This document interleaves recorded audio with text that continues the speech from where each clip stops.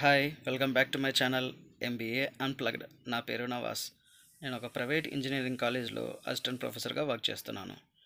నేను నా యొక్క వీడియోల ద్వారా మార్కెటింగ్, హెచ్ఆర్, అదేవిధంగా ఎంబీఏకి సంబంధించిన కొన్ని కెరీర్ గైడెన్స్ టాపిక్స్ డిస్కస్ చేస్తూ ఉంటాను. నేను ఈరోజు డిస్కస్ చేయబోయే టాపిక్ హెచ్ఆర్ కాన్సెప్ట్ అయిన జాబ్ ఎన్రిచ్మెంట్. ఓకే అండి. Job enrichment, it is a motivational tool which allows more decision making power and work related authority to the employee.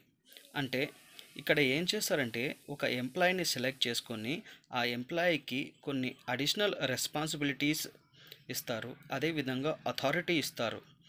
ఎందుకు ఈ విధంగా చేస్తారంటే ఒక ఎంప్లాయీ వర్క్ రిలేటెడ్ బోర్డమ్ కాకోకుండా అదేవిధంగా ఆ ఎంప్లాయీ ఇంకా బాగా పర్ఫామ్ చేయడానికి మోటివేషన్ చేయడానికి కోసము ఈ జాబ్ ఎన్రిచ్మెంట్ టెక్నిక్ అనేది యూజ్ చేస్తారనమాట.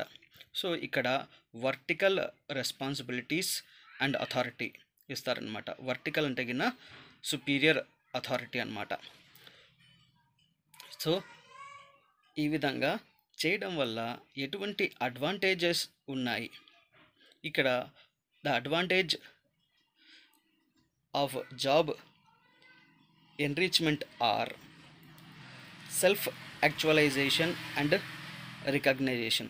సో ఇక్కడ ఎంప్లాయీని మేము గుర్తించినట్లు భావిస్తారనమాట ఎంప్లాయీ.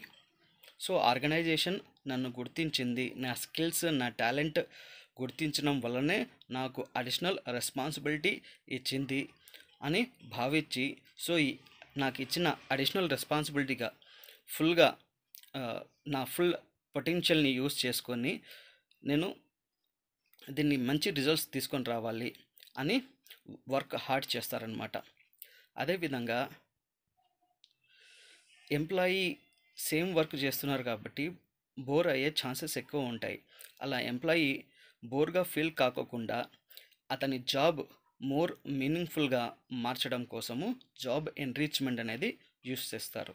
సో మూడో అడ్వాంటేజ్ ఏంటంటే గిన it reduces employee turn over.